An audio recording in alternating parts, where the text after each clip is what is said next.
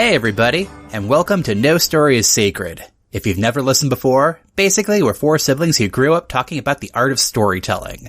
Now that we're adults, we're still talking about it, and we're inviting you to join the conversation. I'm Brendan, your best friend and dungeon master. Oh wait, wrong podcast. I'm Pippin, and I am a elven wizard, and amazing. And I'm Alex, a tiefling rogue gone cleric. Still amazing. Right? It made sense given the context that we'll probably delve into a little bit during this podcast. But will we? And Kat got kidnapped by a vampire count. It happens. It does. More often than you think. Or she could be playing her true character, an irate camel. Oh, true. Indeed. See a camel in the background? That's Kat. So today we're talking about the D&D campaign module, The Curse of Strahd. So spoilers abound. And if you want specific content warnings about things we may talk about, you can check out the show notes on nostorysacred.com. The general vampires and us, blood and assault on women.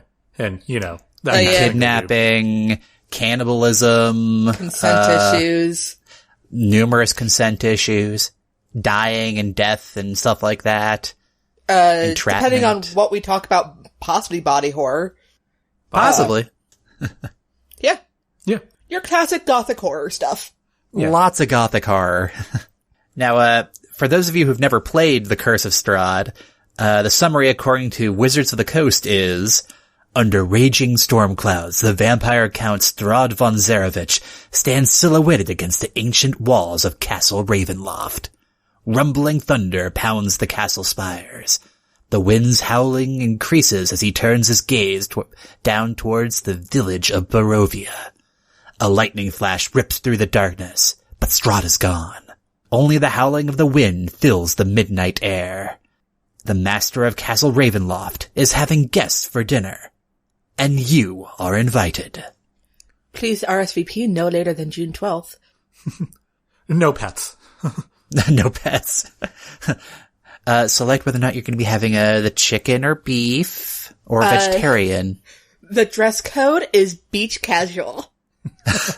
I know, you were expecting brocade dresses and stuff like that. No, we're, no, it's wear beachwear. your sarongs, get your floppy hats, your flippy floppies. Your chainmail bikinis are A-OK. I'm going for the classic, was it Edwardian swimsuit where it's the matching top and bottom that have the stripes. For you, stripes, perhaps. So yeah. So we were going to talk about something else this week, but just due to scheduling stuff, Kat wasn't able to make it, so... Because she got kidnapped by a vampire while a camel. We discussed this. This happens. But, over a year ago, we had actually played this module. I ran it, and Pip and Al here happened to be two of the players in it. And, yeah, it took a while because we did this exclusively online, but we made it through the entire campaign. We played it online before it was cool. Exactly. Now everyone's doing it. But you know what? We did it because it was a choice. Choices were made. And a lot of people are playing D&D in general right now and doing it online like we did, because of certain Earth reasons. Or as the Game Grumps have put it, the Backstreet Boys reunion tour. And so when we were thinking, what can the three of us talk about? We're like, fuck it. Let's talk about our D&D campaign, like the cool kids we are. And hell yeah. And we are cool. I mean, we had 5 gold at start. What? Hey, no, I was generous. I'm not that mean DM type. In fact, I think I was too soft on you guys, especially for a Chris Perkins adventure. I know. I only had that little money because I opted for the bag of holding at the start. Well, to be fair, better choice. Yeah. Though you can't have been as lenient as I was when my players for the campaign I'm running. Well, I restarted the campaign. But when I first did it the first time around, people got confused. So they had their starting equipment and starting gold. Oh. Which usually you can have the choice of getting the gold and then buying whatever you want within that limit. Or you can choose your starting equipment as laid out in your class. But my players got confused. And so they had both. And because I'm a good person, I let them keep it. Ooh. It was also one of my players' birthdays, so it was like, fine. Well, I guess before we kind of start talking about the story of this module, like, when it comes to how I run games, Pip, I try to always make it so that, like, everyone's having a good time. I never understood the mindset of, like, the adversarial GM, like, oh, I gotta, really put the nails to my players, cause screw with them. It's like, nah, this is a collaborative storytelling adventure. Let's have some fun here. I think it's a style that some players appreciate. Those who appreciate, like, those who want to challenge their skills, I guess. But I guess, yeah. Well, Alex can disagree with me if he wants, since he's also one of my players, haha. But I don't view myself as adversarial, except for those times when I say I'm going to kill my players. No, you're only adversarial to us when our rolls start getting really shitty. In which case you need to know that shitty rolls happen and there are consequences. And and at that point we can start arguing about what constitutes distance for thrown items. It was, oh my god, it was a story up. There was a fucking partial wall, and you missed. Yeah. But we're not talking about, like, the botching the roll. We're talking about, even on a good roll, still not being able to lob something up when you have like, 18 strength. You were short a story up.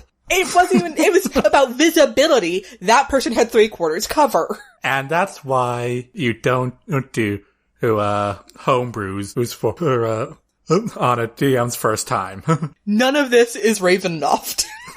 No, it isn't. But, it's funny hearing you guys bicker because, you know what? Al's probably been stewing on that still for months. Oh, yeah. Comes up every fucking time. Oh, yeah. It's not an actual argument because, I don't... Oh, yeah. I've discarded that character because also I've started to find him annoying.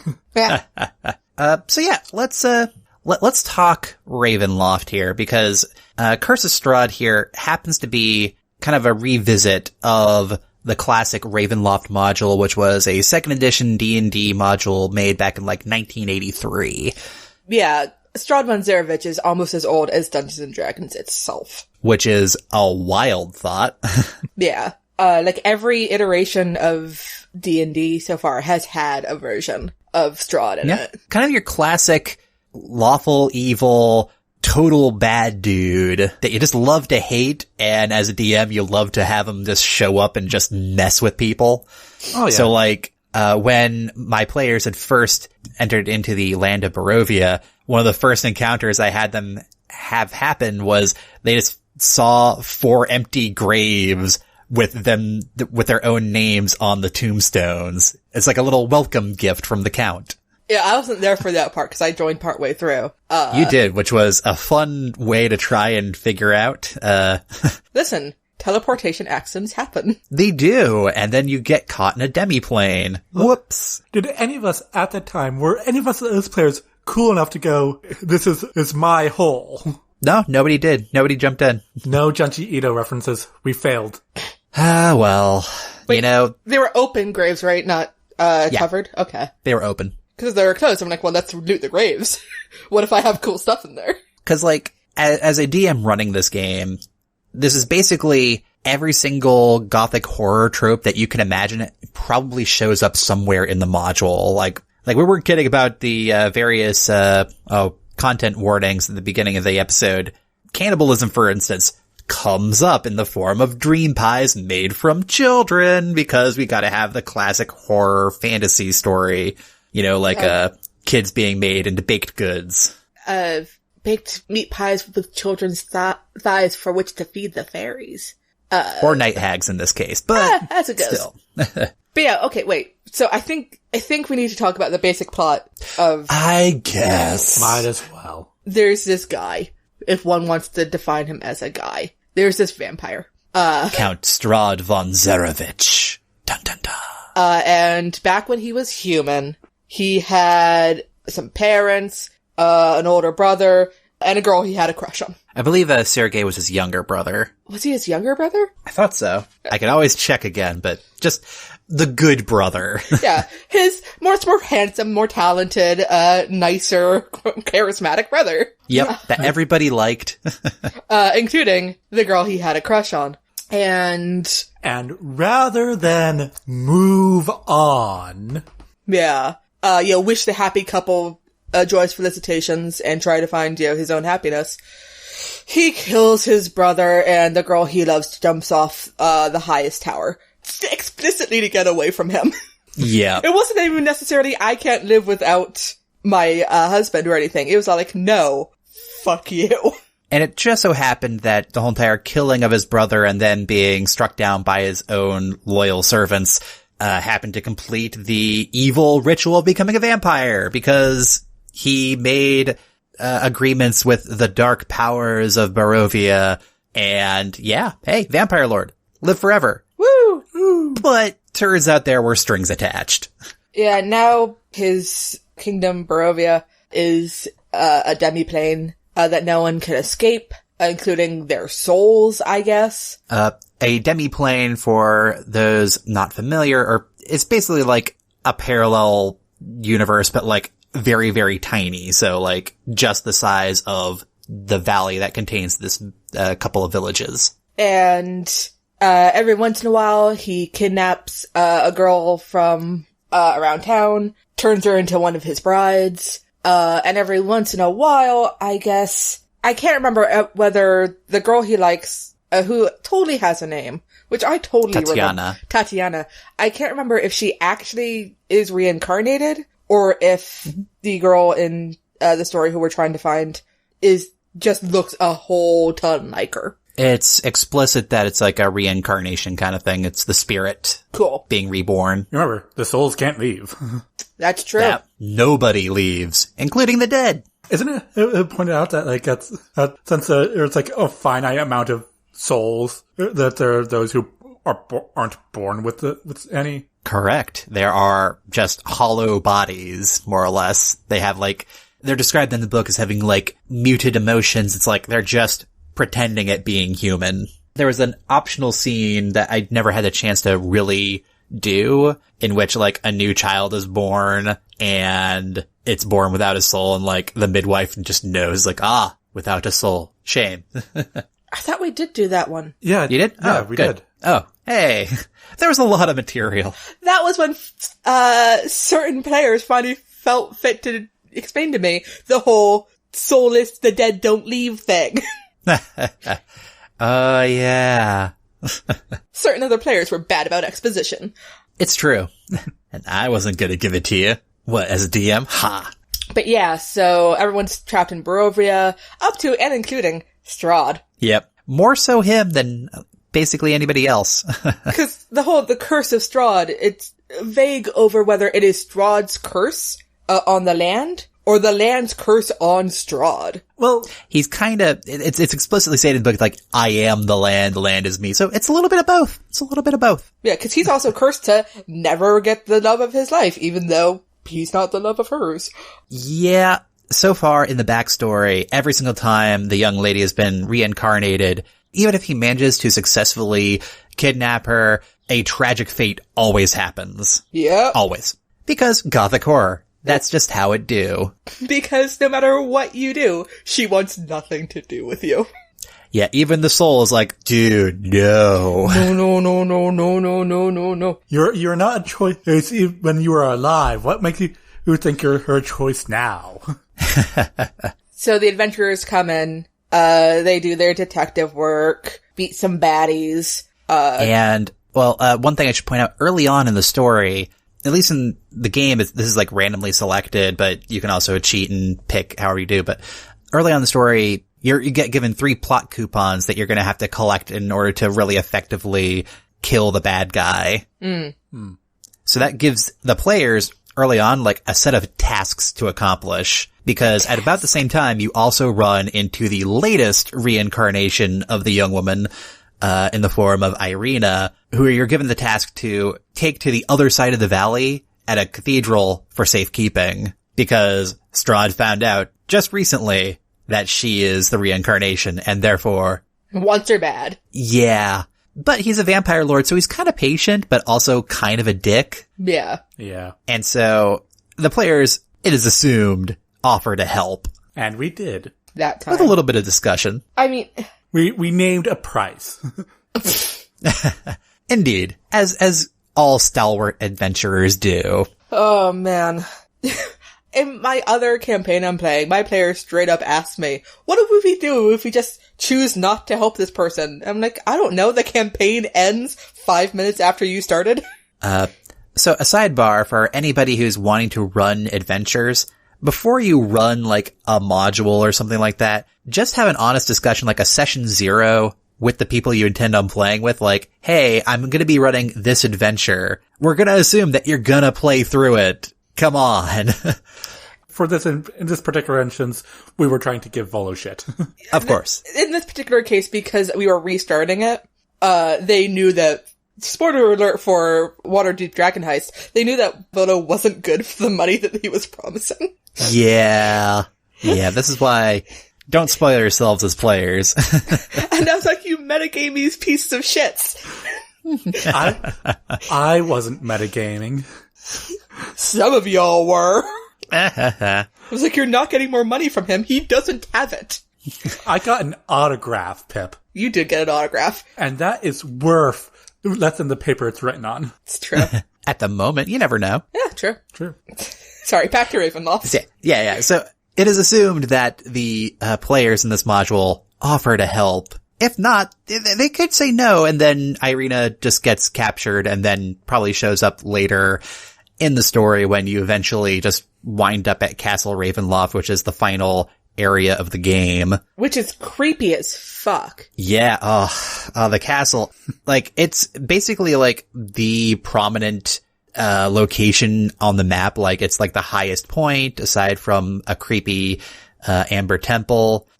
And Fuck that temple. it's a pain to run it just because like it's like a maze and it's complicated to figure out even as the DM.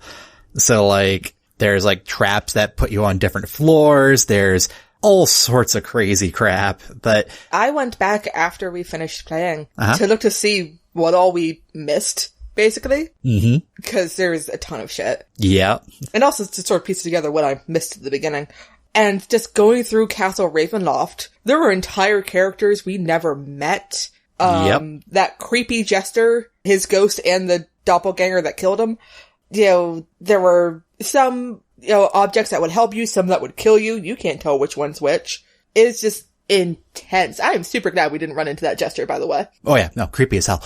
And not for lack of trying. It's just you guys never went to that part of the castle. Yeah, no, we did everything right.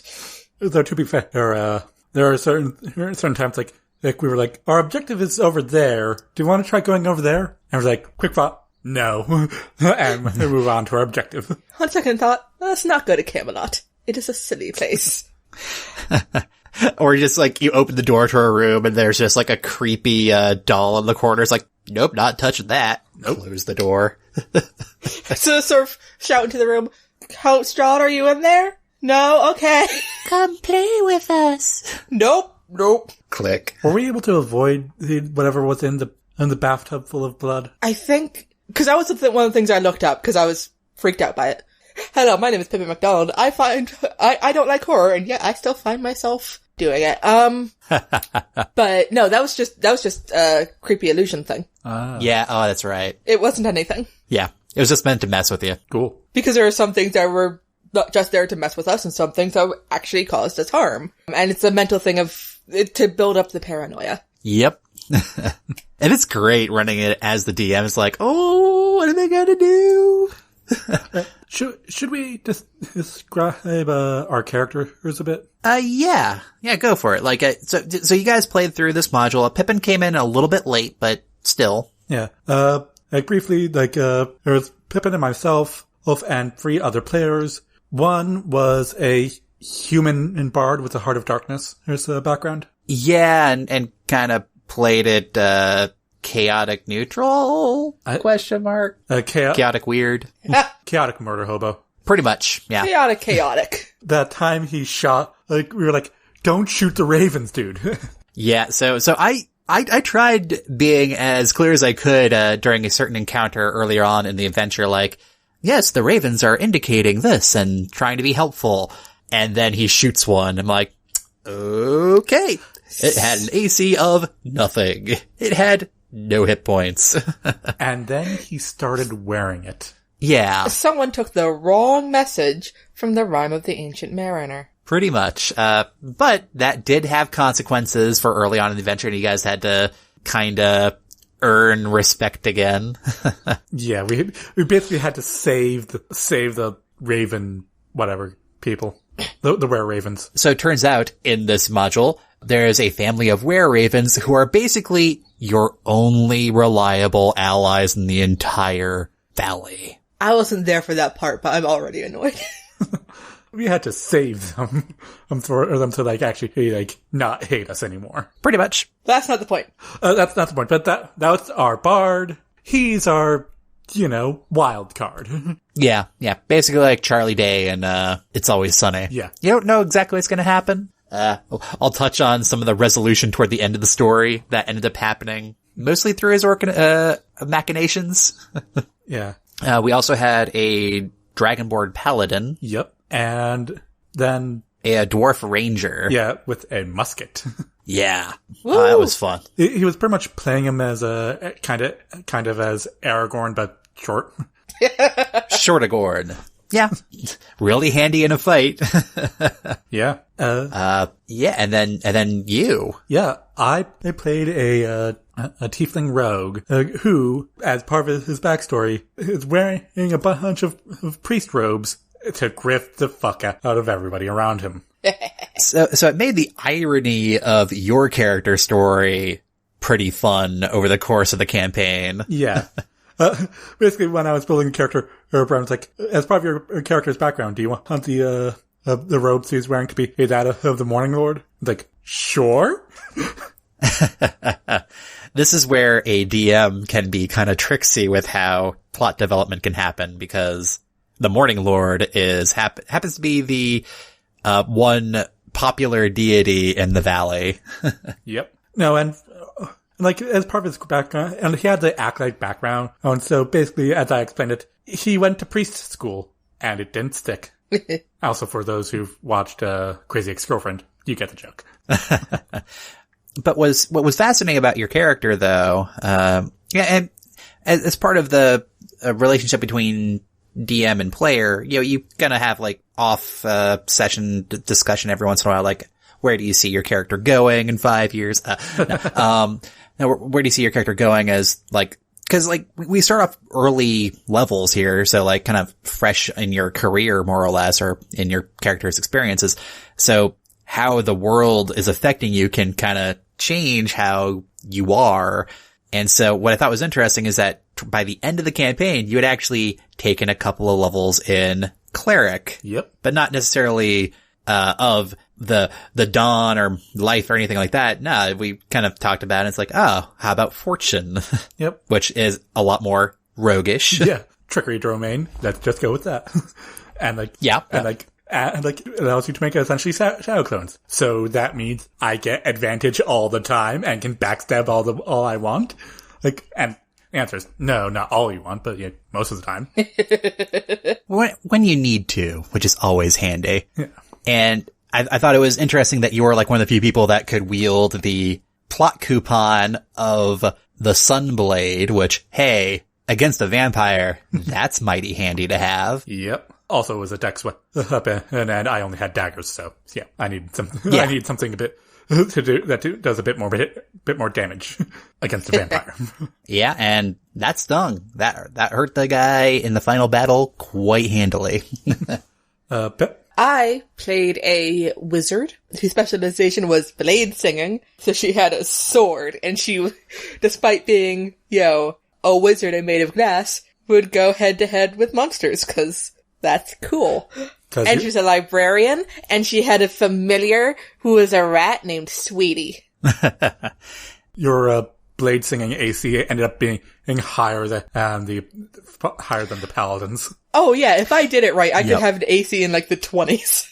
Which was quite frequent. And then like the 1 or 2 times when I'd actually managed to frickin' hit you, it's like, shield. It's like, damn it. Well, to be fair, it's with the shield I think that I could get into the 20s. Yeah. Because I think I could add my intelligence, and I could add my dex, which got me up into like the high teens, and then with the shield, I'd get into the 20s, I think is how it worked. But the thing is, if you managed to hit me, I'd go down. Almost instantly. It was kind of amazing. It would technically take like 2 hits, usually, sometimes. I recall one time when I had an invisible demon smite sucked. the heck out of you. That sucked was, a lot. As a DM, that was cathartic. I still hate the Ember Temple. The Ember Temple can bite me. Yeah, which is also just cast fireballs at her. Eventually, one of them will hit. Eventually, yeah. While you walk out unscathed, you fire-resistant fuck. Fire-resistant, fire-resistant, and evasion. No, my favorite part... What are you saying? I could dodge fireballs? When we're through here, you won't need to. My favorite part of the Amber Temple was convincing you to let me... You really shouldn't have. Let me make a scroll. In hindsight. For Sunbeam. Yeah, in hindsight, I shouldn't have, but it sounded like a cool idea, and one of my tenets, as I said early on in this very podcast, was I want to have, fun by proxy, and it's like, nah, if you come up with that idea, sure, screw it, why not? And you had to roll for it. You had to roll to make that scroll happen. Yeah, you had, that was like what, 3 separate rolls? Yes. Or something like that. You had to find Sunbeam, and then you had to roll to transcribe it using the magical apparatus there. And then, because if I remember right, the thing I kind of house ruled in was the scroll creation table. Like, I don't think that was actually in there, if I remember right, but... I don't remember anymore. It's just... I remember when I was reading through it after, it was like, oh, you really shouldn't have let me get away with this.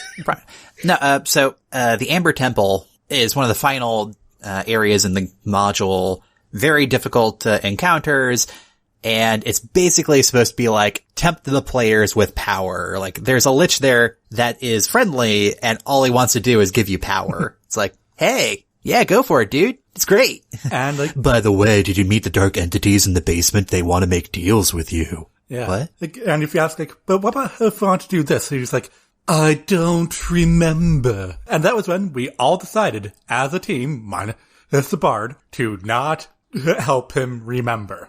It's like the only thing stopping us from total destruction is his bad memory. Or total temptation.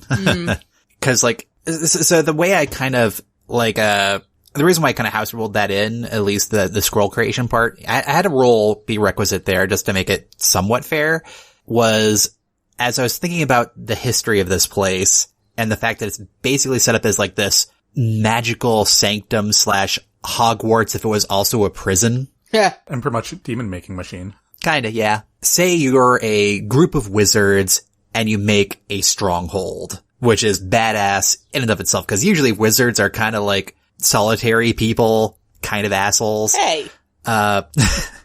But say they actually get together, like, and make this place that is housing, like, the baddest, darkest powers in the cosmos as, like, a jail. You're pretty sure that the bindings inside will hold, but you're also wanting to make sure that nobody on the outside can basically break in during a siege. So you have this stone library that houses, as written in the book, every single spell in D&D. Like, it's explicitly stated, like, every single spell book is there. That was a tempting thing for me. Yeah, it's supposed to be. You could spend, like, years reading every single book and learn all the spells, which is why some people become liches in that place. Here's the thing. When lichdom is described like that, just wanting to learn all the things, I'm like, yeah, that makes sense. And then you... Yeah. And then you look at what the rituals to becoming a lich are. And like, oh. You have to murder. I guess it's not worth murder. And it's not just, oh, hey there, is that a dead body? Mind if I have a few parts? It's like, no, you have to be the one who's doing the killing. Knowingly and willingly. Anyway, so you have this library, and I figured if you're a group of wizards with this library, you probably want to make sure that, you can basically ready defenses in short order. So it's magical Xerox that makes, spell scrolls. Sounds like something a group of wizards would do. Yep. Yeah. Especially if they're trying to defend a place. I miss my magical Xerox. It was so great. Yeah. Well, if you tried removing any of that equipment from the room, it would basically break apart instantly. It would crumble to dust. But you guys never tried that. Basically, not to backseat DM, a thing that worked out for me, is you shouldn't have let me do a spell that was specifically a higher level than I could cast. That's true. Nah, but the thing is, it sounded like a cool idea. It was a really cool idea. I could have made the final battle a little bit harder as a consequence, but also this is where the mechanics of having to play online really come and bite you, because when you have 2-ish hour chunks to play in, you don't want to have multiple 2-ish hours dedicated to one fight. Because Strahd played correctly, which is my own admission here, because again, I wanted to save time, because we were kind of coming to the end of the session. And first, our paladin had to go to sea again. Yeah, actually, literally, it was the last night he could play. He basically would have melted into the walls, gone to a completely different room in the castle, and you'd have to go running around finding him, potentially running into reinforcements and stuff like that, all the while he's healing. Yeah. But yeah, the thing is, sunlight itself is a major weakness, but also the Sunblade was doing similar effects to him, so it wasn't too crazy. It's just you happen to have a magical laser pointer. I did. It was so great. Sunbeam is a great spell. Everyone should take Sunbeam. Hindsight, I probably should have had him cast max level counter spell against it, because the dude also has an intelligence, superhuman intelligence. Yeah. So you can kind of get away with doing that. What were his epic feats, anyways? Or Oh, lots of them. Let me look it up. So it takes up an entire page. For those who are not wanting to play Strahd now, close your ears. His big thing is that he's a spellcaster and a shapeshifter and a vampire. So, he can summon creatures, he can charm you, which, yeah, but as soon as, I charmed one of you that one time, the bard player was oh shit, counter charm. As every single encounter from that point on, I start playing my counter charm. I'm I instilled paranoia. Hooray. Good job. Is it bad that now I want to play Curse of Strahd with my players? Go for it. I can send you the book sometime. Or you can get the online module, which might be easier. That was my thing I learned about running this online is while it's annoying to, pay a large chunk of money for the pre-built adventures on one of the role-playing websites, having all those resources pre-made and pre-configured, oh yeah, just makes life so much easier.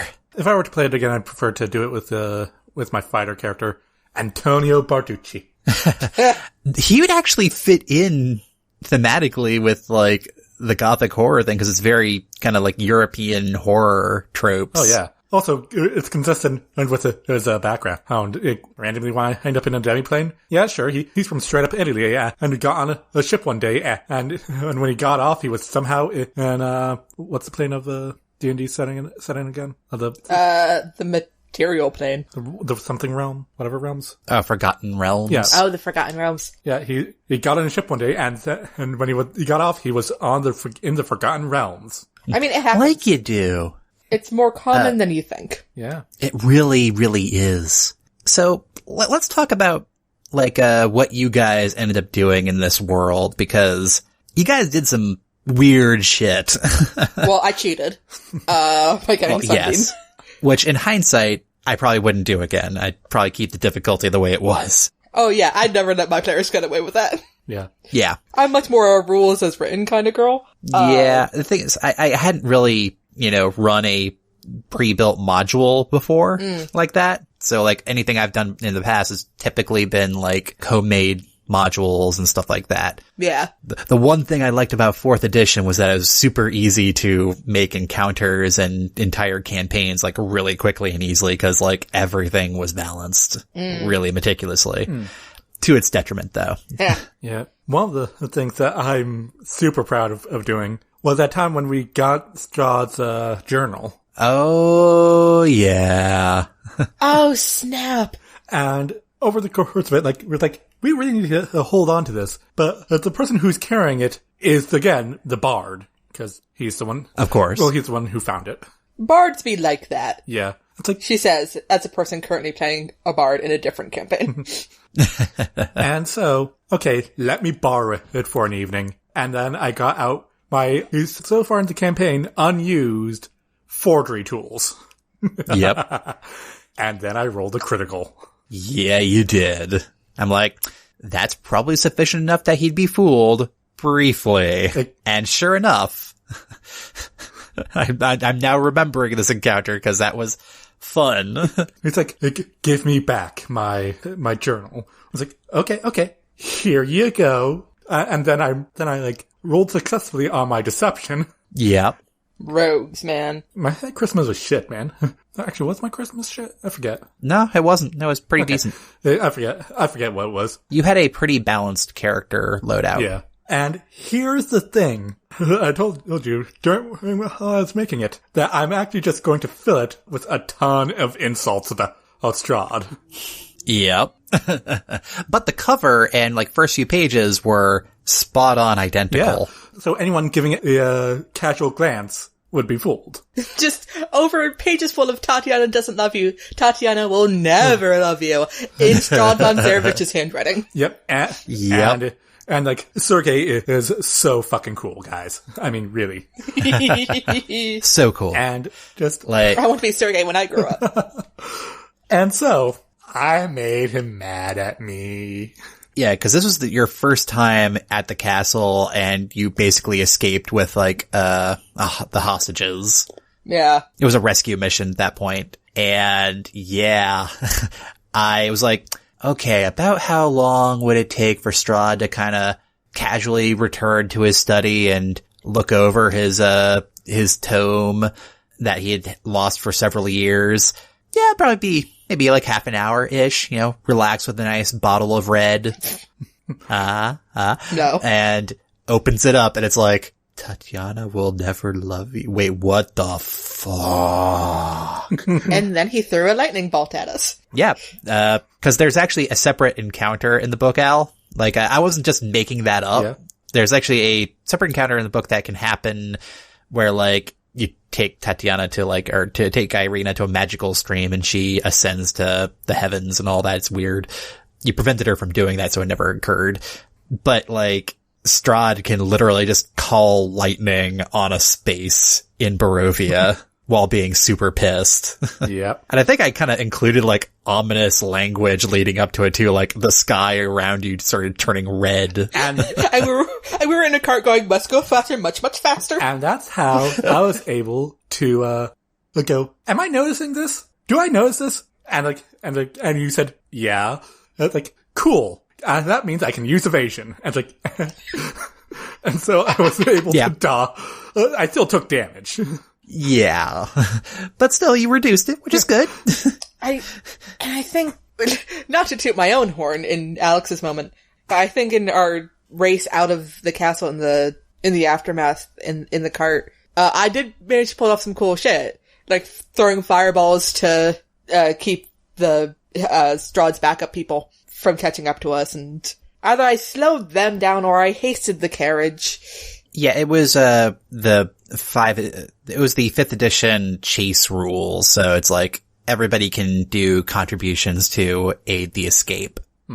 I'm just saying I aided pretty well.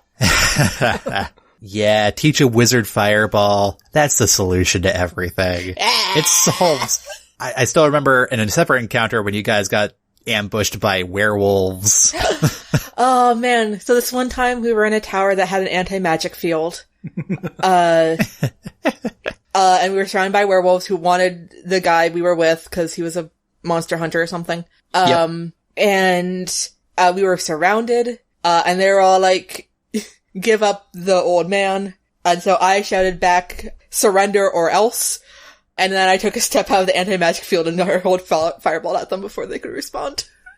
Just really hammer home the or else thing. And then I took out all the wolves, and the werewolves got scared of me. Yeah, you guys got lucky with that encounter that, like, you didn't get cursed with, like, lycanthropy. I think there were a couple of times when they landed hits, and that would have been bad. I think either we had the scroll for counter curse, or I just straight up had. Not counter curse, but counter curse. And I think our paladin had a passive, that granted us, well, immune to a disease, but not curses. Yeah. Also, as a DM, if you really wanted to dick with players in that regard, you could be like, well, that would be the case for lands outside of Barovia. Dun, dun, dun. But you don't want to dick over too much because then you kind of remove agency from your players. It's like, oh, then why did I take remove curse? Come on. Yeah. But like, one thing I would have done if you didn't have remove curse prepared, and this is a fun kind of dick move as a DM that you can do just to mess with players because, hey, it's still a fantasy horror setting. It's like, oh, you'll prepare that the next day. You know, this is like me being Strahd here. Well, I am the land after all. Snap fingers, and all of a sudden that what was a like waxing gibbous moon or whatever all of a sudden rises as a full moon because he can do that. Can he? He is the land. Oh wow. Wait, no, for real. Can he do that according to the module? You can play with it a little bit. Now he has control over this demi-plane. He just can't leave it. Yeah. I think that'd be a thing to discuss with the players beforehand, like, how hard do you want me to go? Yeah. Like, do you want me to screw you over if I get the chance? And the thing is, that's just not my style, so I never really did that. I'm like, no, I just want to have these fun, like, gothic horror encounters. Yeah. What were some other fun stories? I mean, I critically failed convincing that girl to leave. Oh, yeah. Way to go. Way to go. I, like, used what rerolls I had available. It just didn't go. Yep. What was the name of the main village? Oh, Valaki. Oh yeah, Valaki. There was Valaki's first democratic election. Yeah, so that was all you guys. Like, I had to make up so much crap on the spot because of that. That was all the bard. Yeah. Now this one, like, the chaotic weird can kind of have, like, interesting and new results. Yeah. It was like, okay, you know what? Screw it. That sounds fun. You guys basically ended up becoming the village council. Yep. I mean, we won't dwell on the political upheavals that happened due to you guys leaving at the end of the adventure. Yeah. It wasn't our choice to leave. We just got on a magical ship and it turned on. And then we didn't. Yeah, that was me kind of continuing the adventure. moving on to another module. Yeah. Speaking of the end of the adventure. Yeah. Another thing I read about afterwards is the sort of epilogue of what happens after you leave. Oh, yeah. Because you're free from Barovia, you can leave now. But it mentions how actually after a certain amount of time, Strahd comes back. He always does. Yeah, like Buffy says. Like I've seen all your movies. You always come back. Always come back. And so the land gets cut off again.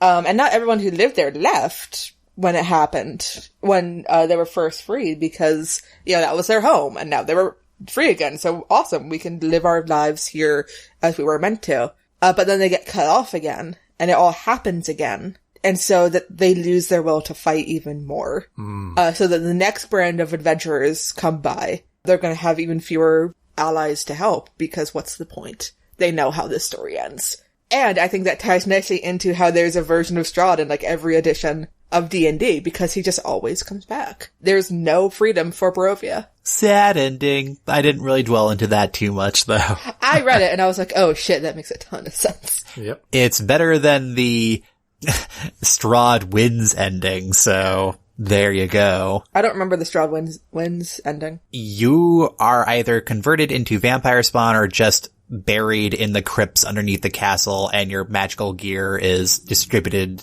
randomly throughout the land. And Irina is probably turned into a vampire spawn as well, before some horrible fate befalls her due to, the whole entire curse thing. I mean, we do just find shit from random adventurers who came before us. Yeah. Yeah. And actually, one thing I was keeping in my back pocket, if you guys had made this choice, we mentioned earlier in this episode how there was the Amber Temple filled with dark powers that I think only one of you had touched, and each one of them offers you dark gifts, and they are pretty powerful things, actually. Yeah, by and large. It offered me a dark gift, but I don't remember what the dark gift was. I'd have to look it up. I don't even remember. Because I believe I said, no thank you. Because what I would have done, if any of you had actually accepted a dark gift, I totally would have Silent Hill'd you. Like, everybody else leaves except for the one person or people who made the pact. And it's like, everybody else is leaving. And that one person just, you even notice, but all of a sudden they weren't there. And then you cut to them and it's like, there's all this mist around. What's going on? And that's when the Silent Hill theme starts playing. I can't do the... Oh, it's fine. Because when you make a pact with these dark powers, you're now stuck with the dark powers. It's part of the curse of the land. Yep. Strahd can't leave, you can't leave. And I think I remember reading that online. I'm like, that seems like an awesome idea. Yeah. Yeah, and there was like another thing in the module where it's like, if Irina makes it to the end of the story, she like ascends up to heaven with Sergei and all that. And it's like, nah, she's her own woman. Just because her spirit like was married to a guy way back in the day. Nah, she's her own person now. Like, she's ready to get back in the game. Yeah. Side note, I just remembered how I believe there's canon queerness in Curse of Strahd. And I believe so, and D&D modules in general these days. Mm-hmm. In the module I'm running, one of the character descriptions is straight up all like, this character uses they, them pronouns. And I'm like, fuck yeah, they do. There's this character. His husband is this character. I'm like, yeah! No, they're doing really good things about that, I think, so. Making strides. I mean, there's one of the characters in Dragon Heist was born not maybe deaf, but she actually uses a modified form of thieves' cant as sign language. Nice. One of the 3 kids, Pippin, in Dragon Heist. I'm not sure. I'm that far reading ahead, so we can talk about it after. Well, when you get there, awesome. When you get there, awesome. It's a really cool character flavor. Nice. And inclusive, yay, because, it's everybody's game now. Yeah, I look forward to Wizards of the Coast really fixing the problem with orcs and goblins. Because the idea of an evil race isn't great. I think it's starting to make strides towards that. Like bits and pieces. Wildmount, I think, is doing a lot to... Yeah. But it's also a larger conversation to have, and... Yeah, I've also seen discussion around the idea of character traits, and how some of them, the inherent nature of some of them, is all like that's also kinda problematic. But yeah, I think we could definitely give praise for progress that is happening, though. Yeah. Though the work is never finished. Ah! The work is never finished, the battle never done. Man, I need to get the Wildmount book. I have the free one-shot module that was on Roll20. What's Nice. the Wildmount? The Adventurer's Guide to Wildmount is the, Critical Role tie-in. Ah. So it's set in the land of Critical Role, specifically the continent Wildmount. But there's also crossovers into Forgotten Realms now, too. Yeah, to make it tie in with the regular D&D Meta canon. Yeah. Well, there's a character that shows up in Baldur's Gate Descent into Avernus that was in Critical Role. Oh shit, really? Arcan the Cruel. Archon! Oh, I'm gonna kick Carcon's ass. Good luck. I do not know. I do not know. He was played by Joe Manganiello. The hottest D&D player. It's true. And actually, fun fact, I think Joe Manganiello is from Pittsburgh originally. Haha. Woo! But yeah, he was on Critical Role playing Archon the Cruel, so I also aware that he is a higher level than I can handle. And probably in the module has that stupid Vecna hand. He does. And I'm aware of... spoilers. Here's the thing, the moment he shows up with that hand, I'm going to know too much. Yep. Cause I'm also aware of some of the shit that hand can do. Like fucking teleport. Mm-hmm. But yeah, he spoilers for the first campaign of Critical Role, but he shows up and nobody questions, his worship of the evil dragon goddess, or the fact that he's an Oathbreaker paladin. Everyone's all like, cool! Dragonborn, who hits hard? Hey, life's hard as a Dragonborn. We're not here to judge. So none of them saw his betrayal coming. Which they really should have, but they had more things to worry about at the time. Bigger problems. Though, also, to be fair, when it happened, they weren't super shocked. They were just sort of like, well, that might as well happen. Yeah. That's... Like, it is my goal in life to eventually have a campaign get to that kind of level 20 epic encounter. Yes. The campaign I'm running with my group is Waterdeep Dragon Heist, and I'm hoping if it goes well enough we can go into one that follows after that, Mad Mage. Yeah. The thing is, Mad Mage isn't as story driven. It's a much more hack and slash dungeon crawler, which I'm not sure if they would like that sort of thing. Yeah, I'm not sure. I mean, I haven't really looked at it myself, but that was the impression I got. 'Cause aside from Alex, they haven't done a ton of D&Ding themselves. Yeah. So part of it is also giving them other experiences. Yeah, which is the part of the name of the game here. The name being Dungeons & Dragons. One of these days I might ask if they want me to come up with just a really big thing for them to fight, and they can roll a high-level character to see if they can take it down. Oh, that'd be so fun. Just as a gift. So my goal in life is to have like a level 20 encounter that would basically play like a final boss fight in the Persona games. 'Cause that's like the scale of like truly epic level 20 encounters in which like everybody's decked to the nines in magical gear and potions and fully prepared. It's like, okay, you're ready for the final challenge. Let's kill an evil deity. Let's go. The first campaign of Critical Role, their final boss fight was like fighting in one encounter. It was like a 5-hour battle. Yeah. Well, they were also fighting an like almost literal deity. Yeah. Who was flying and, gargantuan, and they had to do shit before they could fight him. Yeah. And then quickly pull back because you can't kill him, because that's also bad. Yeah. He had like 10 hit points left at the end. But no, I just want to have that kind of encounter happen and not just be like, here's a Tarrasque. Haha. Nah.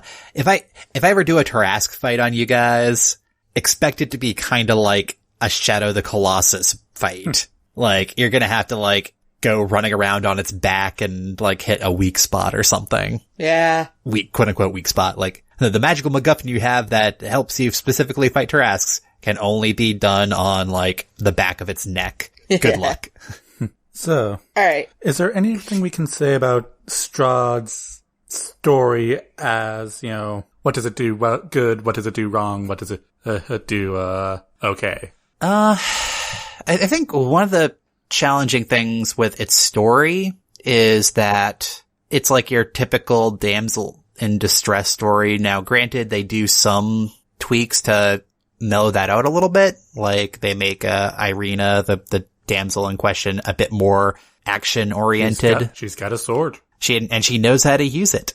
But still, it's kind of like classic trope there, and not the most interesting one. Like, there's so many more interesting story beats that happen, and it's like, oh, this thing. Okay, cool. I want to play Curse of Strahd with a girl group. Oh, that would be awesome. Oh, that's like an empowering group and all that. That'd be kind of cool. Dude, that's just Charlie's Angels the fuck out of this.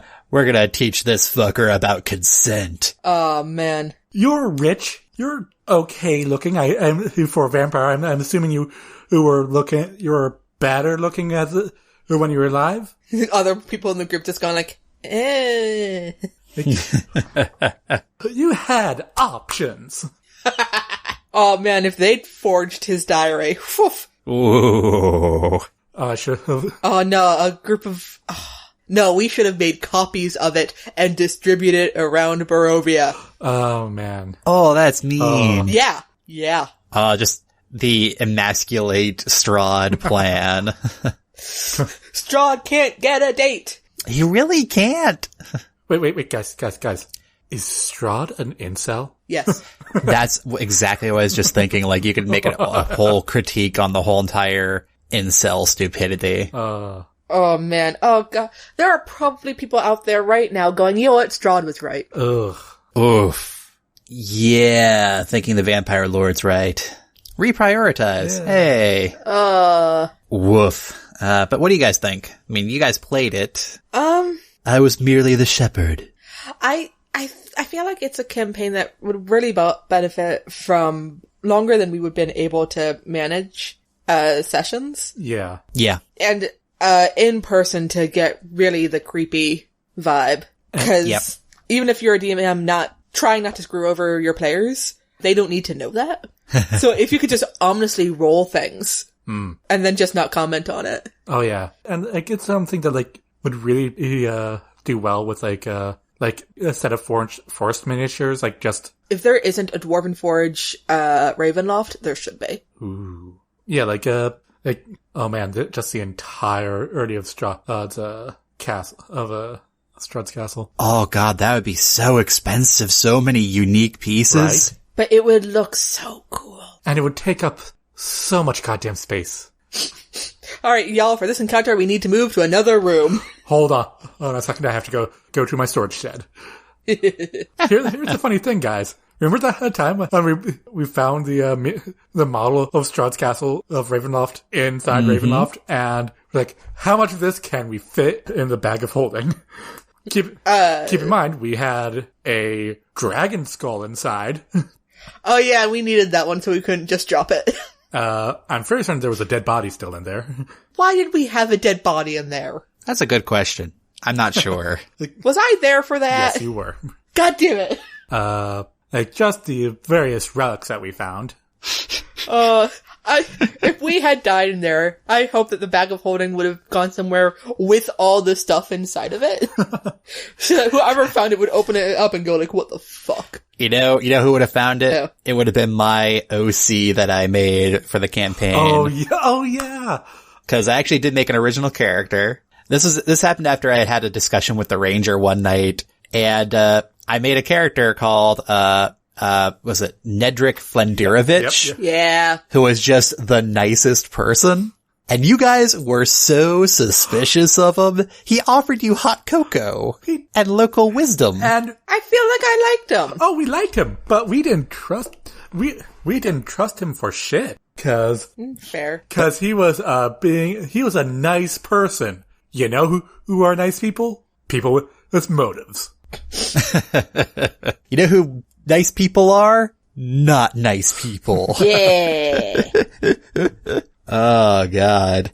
Good times. Good times. But yeah, he'd get the bag of holding full of random crap. The dead body. Actually, no, the dead body was only in there for like half an hour at most. Since cause it was evidence of murder. Or at the very least, keeping a dead body far longer than you should. Fair. But man, what else is there to talk about? Pip, do you have anything that you'd, actually no, you did. You did the Charlie's Angels. Yeah! Yeah! That, or, a Princess Diaries crossover, because Barovia sounds a lot like Genovia. Oh my god. You are Princess of Barovia. Oh no. Listen, I love Mia Thermopolis, but she would not have made it in Barovia. No, she would not have. Are you certain? She may have read something in like AP history that would have helped her solve that. Actually, no, wait. Was Mia AP or was she just in the gifted class as it was the only study hall that fit with her schedule? I forget why she was in Gifted and Talented. It might have been because of her writing. Yeah. Either way, in one of the books, she solved the fishing crisis by dumping a bunch of shrimp into the harbor, and it worked. Cause she read about it in like a book once. Oh, one thing I also changed, from the, source material, Casimir's sister, who got resurrected in the Amber Temple. It was written in the book that she was actually, that she was stoned by, fellow elves, and it was tragic and all that, because Strahd had captured her, and they figured they'd take the death before dishonor part literally. But it turns out she was all too willing at the time. Oof.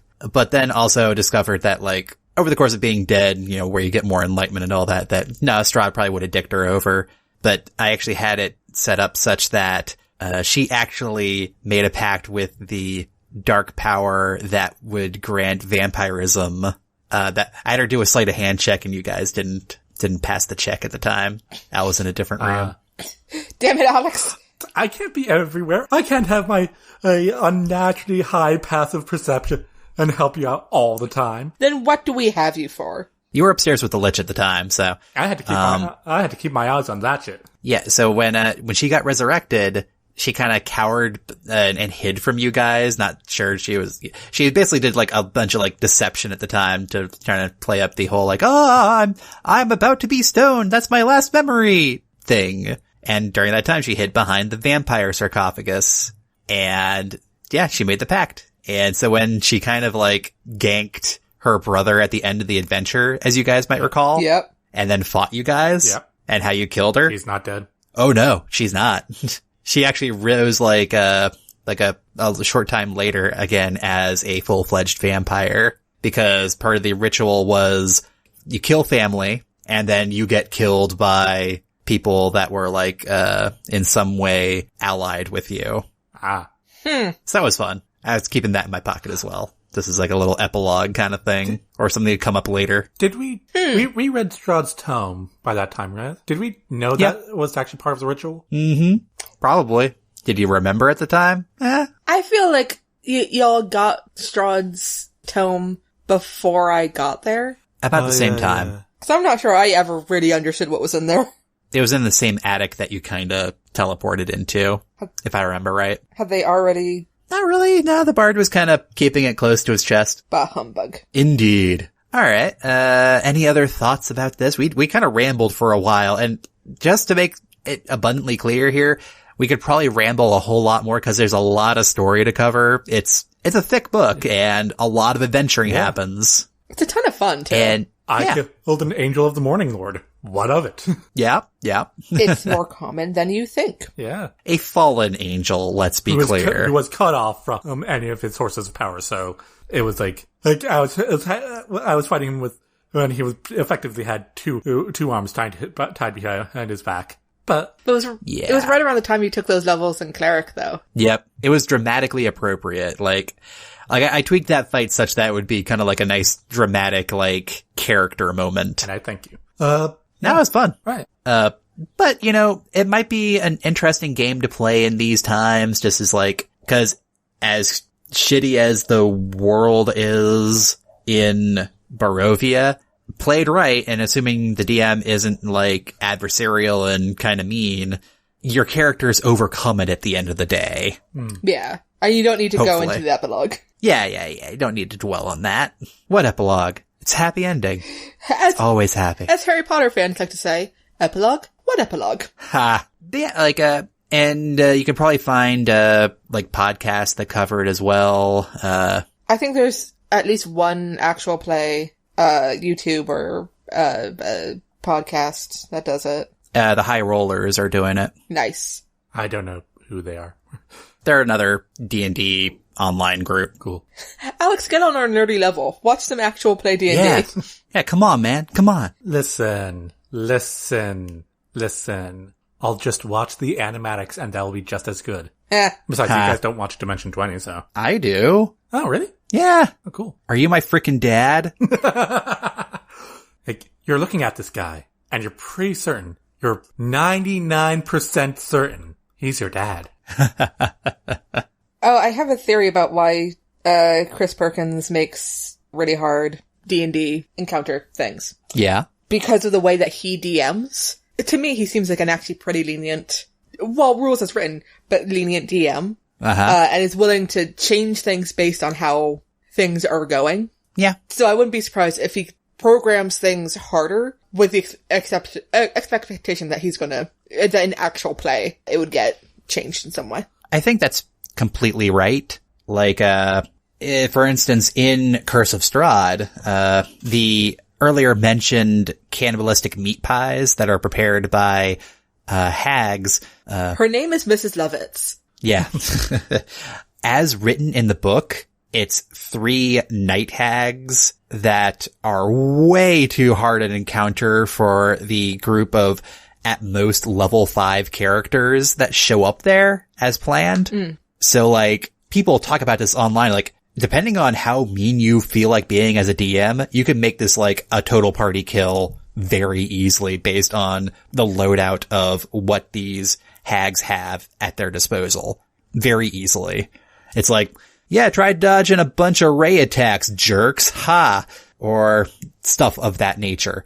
And now they phase out of reality because they can do that. And then cast magic as soon as they bamf back in. But one thing Chris Perkins did was, yeah, there's 3 hags, but they're not all there at the same time. Because one's out there selling pies. The others are baking. So like, I think you're very spot on there, Pippin. So like, you can tweak the difficulty, and I think it is fully encouraged. And if you as part of, listening to this or, just in general feel like playing a module or running a module, feel free to tweak it and make it fit however your schedule or play style is. Like, make it your own. Yeah, make it your own. Like, in hindsight, I probably shouldn't have given Pippin Sunbeam to play with as a single scroll. Like, I probably could have finagled it such that, like, it dissipated after a single round because it's a scroll. Shrug. I don't know. There's ways I could have tweaked that. I would have argued the fuck out of that one. Yeah, then I would have like, well, it was a higher level thing. You couldn't have had it in the first place. The rules that you gave me. But yeah, no. But like, the thing is, I kind of knew going into it that we had only like a few sessions left because, again, one of our players was heading out to sea. So I made that call, like, okay, let's just make the final encounter a little bit easier so we don't have a 4-hour plus slog through the entire castle. Which I'm sure with some creativity and other spells used, you probably could have found a way around it, like, oh, he went through the floor? I stone-shaped the floor. Now there's a hole. Yeah, maybe that could have happened. I don't know. That happened in the Slayers movie once. Exactly. Good times. I think if those characters, continued on, like, I probably would have also made, like, new magic items and stuff like that. Like, half the fun is, like, working with your players to also, like, make new shit. Like, I probably would have made, like, as an offer, kind of going with the motif that you were going with your rogue character, for instance, Al. Yep. Like, you had in your main hand the Sunblade. I probably also would have made a, like, shadow dagger for the offhand. That, like, this is just a magic item I want to make happen. It'd probably be way overpowered, but I don't care. But like, you throw the dagger and then you teleport such that your hand is holding the dagger where it hits. Neat. So it's like you throw it, if it hits like the enemy target, yeah, it landed hit and now you're behind them. So you can now do the attack with your main hand or something. Ooh, that does sound nifty. I mean, that dagger exists in the first campaign of Critical Role. Oh, does it? Yeah. Huh? The thing, Whisper, was one of the main artifact things that has a title that I don't remember. Ah, neat. There's also like the idea of like the shadow snap, again from Slayers. Ah. Oh yeah, that's a fun trick. Hey, you can't move. 'Cause your shadow's in place. Light spell. Oh. Shit. But man. Yeah, so I encourage you as players, as future DMs, like, hey, don't be afraid to run something. The one caveat to that is, as soon as you start running something, you might never not run things again. But that's the sacrifice we all must make. But feel free to make it your own. I like DMing. I get control of everything. And I got to read ahead. Yeah. And you can see the alternate scenarios. You know, it's just a pain when my players know that Volo isn't good for the money. God damn it, you guys. Well, looking at Volo, who kind of tells you he's not good for the money. Yeah, but there's a difference between sort of having a feeling and knowing because you've been here before. Alright, so one thing I want to do real quick as a bonus game here, because we always have to have a game. Yeah. I just had the thought, and I know we did this with the last episode, but I want to do it again. I want to do special appearance by, because you know what? It's a D&D campaign. You can have cameos and pastiches everywhere, and it would make sense. Dibs. Alright, so we're going to do special appearance by, where a meta character shows up. Go for it, Pip. Buffy! Nice. I knew it. It's the obvious choice, and she would have had this handled. Because what the fuck does she care? would you have her be a PC, or would she just show up in the world? Random people show up at Barovia. It's not outside the realm of possibilities for, Slayer presence. Because here's the thing, Pippin. Esmeralda, the Vistani woman, who's also a monster slayer, protege of the old monster hunter. Yeah. I mean, play her right, she could be a Buffy. Yeah. Yeah. I just feel like Buffy would have taken one look at Count Strahd von Zervich and would have gone like, oh, I know what's happening here. I've met Dracula before. I know this. And then she would have killed him. Oh yeah, she would have done a good job at it too. Oh yeah. But would she have been able to make him stay dead? Dead as he possibly can be. Keeping in mind, she never actually solved the Dracula thing either, if you go back and watch Buffy vs. Dracula. Cause he tries to reform and she's all like, I'm right here. And he dissolves again. With the assumption that he goes and reforms somewhere else. Like, yeah. And not just like, I'm not even gonna try. I can imagine Xander showing up as like a random NPC in the world too. Xander. Okay. Oh, Willow also would have solved this whole thing. Well, yeah. She would have been, and copying down Sunbeam right with you. Yeah, she would have. Basically, someone should play Strahd with characters based off the Scooby Gang. Here's a question though. Would Willow have been able to avoid temptation from the dark powers? Depends on what season, Willow. Season 6. No! One might even argue late season 5 Willow wouldn't have been able to. Season 4? Yeah, probably. That was when she first started getting the taste for it. Sure, but it wasn't super into it. Yeah. There were a few steps. Oh yeah. Roads to hell and all that. Pretty much. Right. Alright. Right. I'll go next. Okay. Since we've already mentioned it a couple of times, you know who I'm gonna bring in? Who? Lena Inverse. Nice. Yeah. Because she's also genre savvy. Yeah. And my god. And she would call Strahd an incel to his face. Oh, she would. Oh. And then you use the dragon slave just to tear his castle down. Oh man, he'd be so pissed. Oh, yeah. Because you just imagine this comedic scene where she does that and he's like covered in the rubble. It's like, no, he stoically stands up. Some rubble falls off his shoulder. And then it's like, you dragon spooker. Or however. Yes. When things get serious, would Gowry with the Sword of Light suddenly show up? Oh yeah, Gary would have solved this. Oh yeah, because he already has the Sunblade. Yeah. And he's too dumb to be charmed. Oh, that's true. Aw. Oh, I put you under my charm now. Huh? Oh, okay, I guess. Still gonna fight you though. What? I mean, that's what friends do. That's what Lena says all the time. And because might as well have Amelia and Zell there too. The entire gang. There you go. So you could play through the Curse of Strahd as the Slayers gang. Yeah. I forget, I don't know if this story's apocryphal, but I read once that Lena Inverse is actually like someone's D&D character. I'm not sure. I heard that story as well, but I haven't delved into the internet deep enough to find if that's true or not, but it sounds like a good way to do it. Like, she is a min-maxer. True. Very true. So that's me then, right? Yep. And, I'm going to steal from Kat here, and I'm going to say Mulder and Scully show up as ancillary characters. You're thinking of that episode? Yep. When bad mother, shut your mouth. Just imagine Mulder just having a field day and Scully trying to explain every single supernatural thing that happens over the course of the story. It's like, okay, yeah, these are meat pies, made with human flesh. That's, and they probably are laced with some sort of psychoactive compound. Oh yeah, probably. And addictive. Yeah, so she'd like totally go science on that. It wasn't even real cream cheese, it was light cream cheese. I don't know how they'd handle the vampire lord, but at that point, I wouldn't care. They'd be wizards. I don't know. Oh no, the vampire lord would just fuck off and then they'd have to report to the Skinner or what. Their investigation actually went nowhere. That makes sense. That makes way too much sense.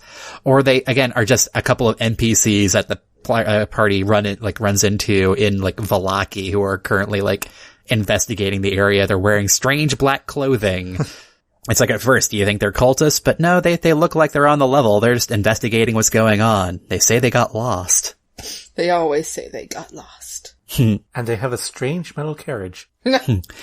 They were trying to find a place in a country called New Jersey. That's what I'd do.